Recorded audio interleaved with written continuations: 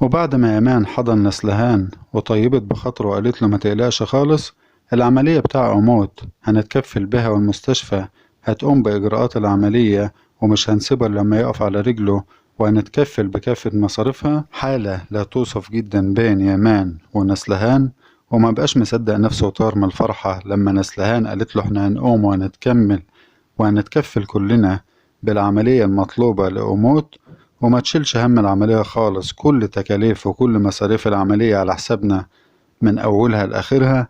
طبعا رجعوا البيت وبقوا فرحانين جامد، البيت القديم اللي بيجمعهم الأربع أخوات اللي متربيين مع بعض، وفي نفس الوقت قعدوا يتذكروا الذكريات القديمة اللي بين الإخوات. طبعا ذكريات كلها جميلة جدا وجمعتهم.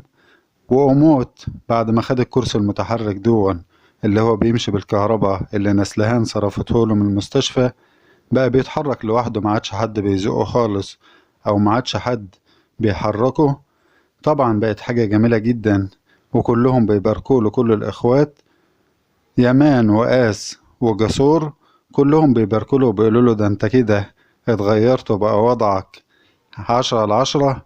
وفي نفس الوقت بنلاحظ ان سرحان طبعا اتهجم على نسلهان، وطبعا بيعاتبها داخل المستشفى، بيقول لها انت ازاي تعامل الاطفال اولاد الشوارع بالمعاملة الطيبة دي، يعني بتعطف عليهم وبتديهم فلوس وفي نفس الوقت بتعاملهم معاملة كويسة وبتحجز لهم ميعاد للعملية علشان أموت يتعافى. ازاي واحنا ما نعرفهمش؟ المفروض ما نعملهمش المعاملة دي ونعملهم زي اي حد غريب او زي اي حد من بره المستشفى. فنسلهان طبعا ما عجبهاش الكلام، قالت له لا احنا لازم نعملهم المعاملة الآدمية، وما تنساش ان انا بشتغل او بعمل كرئيسة للشؤون المسؤولة عن اطفال الشوارع. طبعا دي يعتبر وظيفة مش سهلة، وفي نفس الوقت انا اللي بتكفل بكل الاطفال، كل اطفال الشوارع، يعني لازم اقوم بدور على اكمل وجه، لان دي وظيفة بتحتم عليا ان انا اعمل كل الناس اللي من بره المستشفى او كل الناس اللي اعرفهم واللي ما اعرفش واللي ما اعرفهمش سواء.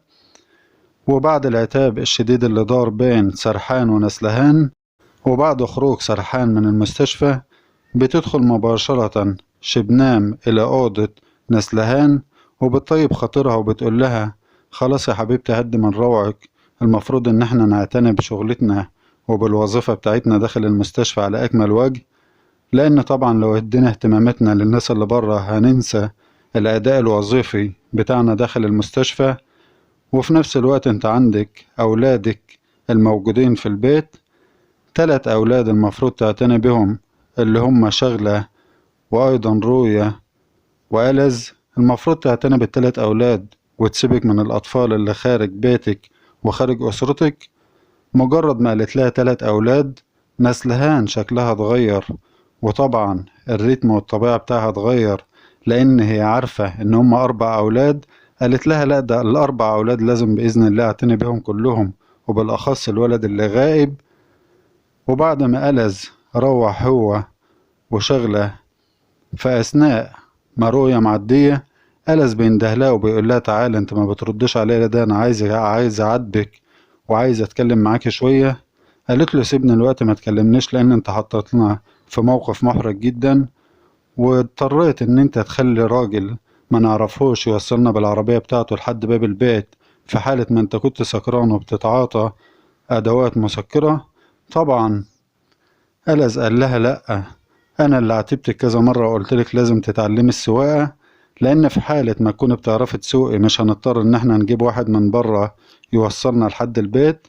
قالت له أنت اللي اضطرتنا للموقف دون، وأقول لك كلام من الآخر، الراجل اللي أنت بتعاتبنا وبتقول عليه متوحش أو اللي احنا بنقول عليه وحش وأولاد شوارع، الراجل ده يعتبر أفضل منك بكثير، لأن الراجل دون ساعدنا ووقف جنبنا في ظل ما انت كنت في غيبوبة وما انتش دارب اللي بيحصل.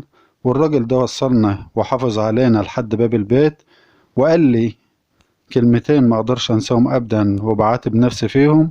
قال لي المفروض يتعدل، هم انتوا اللي يعتبر مش اساس المجتمع او يعتبر مش افضلية المجتمع، انما احنا الحمد لله بنمشي بحسن سير وسلوك، لكن انتوا لازم تغيروا من سلوككم عشان تقدروا تتعايشوا معانا. طبعا الكلام ده وجع ألز جامد، وقال لها ازاي يقولك الكلام ده ويقول علينا ان احنا اللي وحشين. ففي ثانية راح مطلع التليفون بتاعه وبيتصل بالسواق. من خلال السواق ده عايز يعرف مكان يامان فين، لان عايز يوصله وهو يعاتبه في الكلام ده، وفي نفس الوقت ازاي يقول عليه ان هو مش سوي، فعايز يوصل ليامان بأي طريقة. وبالفعل السواق اللي وصل يامان بعد ما كان رجع من بيت ألز ونسلهان وروية، قال له على مكان يامان بالتفصيل. فاضطر ألز إن هو هيوصل للبيت دون. وفي نفس الوقت الجماعة الإخوات بيحتفلوا بعد ما استلموا الكرسي المتحرك، وجسور بيعمل يعتبر زي طرقة كده علشان الكرسي المتحرك ده يتحرك بيه داخل الشقة وداخل الصالة وداخل البيت. فالكرسي ده خبط في دماغه، وفي نفس الوقت بيطلع الروشتة اللي كان الدكتور كاتبها له، بيطلع في الصحيفة كده، بيطلع على الصحيفة ولقى الدكتور اللي كان كاتب لهم ومحدد لهم ميعاد العملية بالفعل طلع نصاب ونصب على ناس كتير وخد فلوس وما عملش العملية. قعدوا يضحكوا وهلكوا على نفسهم الضحك. وفي نفس الوقت يامان بيطلع كده الحلة أو بيطلع الفلوس من جيبه وبيحطها في الحلة. راحوا كلهم اتفاجئوا وقالوا انت ازاي معاك $1000، ازاي معاك الفلوس دي؟ طبعا قال لهم ده نسلهان رجعت لي، او الدكتورة اللي كانت في المستشفى رجعت لي الفلوس وقالت لي لا احنا هنتكفل بكل حاجة، العملية والكرسي المتحرك وايضا كل مصاريفكم على حسابي. فكلهم بقوا مطيرين من الفرحة وقعدوا يرقصوا ويهيصوا ويزغرطوا وفرحانين جدا ان كل حاجة العملية هتقوم على اكمل وجه وكله ببلاش وكله بالمجان، وفي نفس الوقت الفلوس رجعت لهم. مجرد ما جاسور شاف الفلوس هو وقاس وقوموت، كل واحد طلع الطموحات وطلع كل اللي في دماغه والأمنيات كلها. فواحد بقى يقول أنا هشتري بالفلوس دي تلاجة، وأيضا قاسي قالت أنا عايز أشتري غسالة علشان تعوضنا عن الهدوم بتاعتكم اللي بتتعبنا في الغسيل. وفي نفس الوقت جاسور قال لا أنا هجيب تلاجة. وفي نفس الوقت يامان قال لا أنا هشتري تلفزيون أو شاشة عرض. في نفس الوقت أموت كل واحد بقى يفكر في هدف في دماغه عايز يشتريه بالفلوس اللي حصلوا عليها اللي هم $1000. ففي النهاية خالص يامان قال لهم لا أنا هاخد الفلوس دي من الآخر ورايح أجيب بها أداة تسلينا أو حاجة تسلينا وقت الفراغ علشان نتفرج عليها كلنا وحاجة نستمتع بها. فقال لهم أنا رايح أشتري شاشة تلفزيون.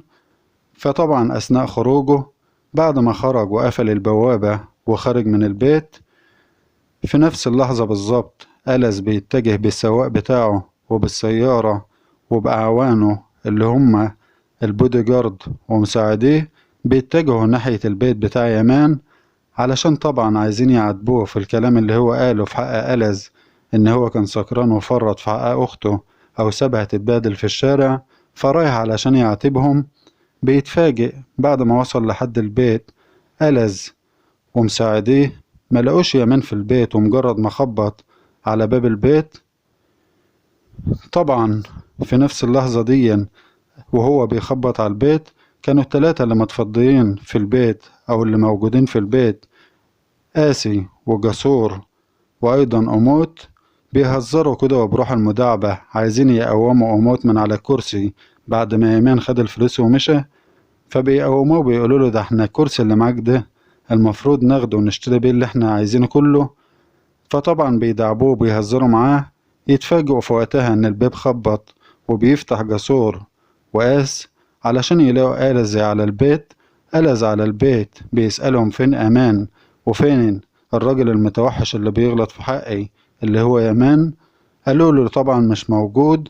وانت ايه اللي جايبك؟ جسور طبعا كان حصل له موقف قبل كده مع ألز لما كان لابس السروال بتاعه والهدوم بتاعته، فطبعا حصل اشتباك وشدوا مع بعض جامد كل من جسور وألز. ففي حالة الغضب دي طبعا ألز بيتحامى في البودوجارد والمساعدين، شدوا جسور خارج البيت وقعوه وقفلوا الباب الخارجي البوابة. وطبعا افتروا عليه جامد في الضرب علشان هو نرفزهم بالكلام وقال له انت ايه اللي جايبك لحد البيت؟ قال له انا مش جاي لك انت، ده أنا جاي لصاحب البيت أو جاي للمتوحش الوحش اللي هو يامان. فطبعا جسور من حظه السيء إن هو اللي كان في المقدمة وهو اللي في الصدارة، فخد الطريحة وبعد ما افترى عليه ألز ومساعديه خدوا بعض وجم ماشيين وبيركبوا في السيارة بتاعتهم. آسي بتصحي في جسور وبتفوقه بتقوله معلش واهدى كده وهدى من روعك. فجسور بيقول لها أنا لازم أتصل على يامان واخده ونلم كل أخواتنا وكل أحبابنا اللي موجودين معانا في البيوت القديمة بتاعتنا دي اللي متربيين معانا في الحارة بتاعتنا، واخده ونوصل لحد مكان ألز علشان نخلص بالعلقة وبالطريحة اللي هم افتروا عليا بها وبالضرب دون. فعايز أخلص حقي. فطبعا آسي بتقوله ما ينفعش في اللحظة دي بالذات أو في الوقت دون، لأن احنا ما صدقنا إن مامته اللي هي نسلهان توافق لنا على العملية وتوافق إن هي تعمل كل الجراحة وتقوم بكل الجراحات بتاع عمود ببلاش وبالمجان داخل المستشفى. فلو احنا وصلنا لهم البيت ووصلنا النسلهان هناك وعملنا أي مشكلة في نفس الوقت هيبقى احنا كده خسرنا حق عمود ومش هنقدر نقوم بالعملية دي وعمود مش هيتعافى. فعايزاك تهدي من روعك كده وبتهدف جسور علشان جسور ما يستعجلش. وفي نفس الوقت حالة صعبة جدا انتابت وموت اللي قال لهم ما صدقت ان خلاص العملية تتعمل الاقيها اتعقدت مرة اخرى وانت حطيتنا في موقف محرج لدرجة ان اموت خرج بره الكادر بتاعه وانهار جامد. وطبعا باقي التفاصيل هنعرفها من خلال الحلقة اللي جاية.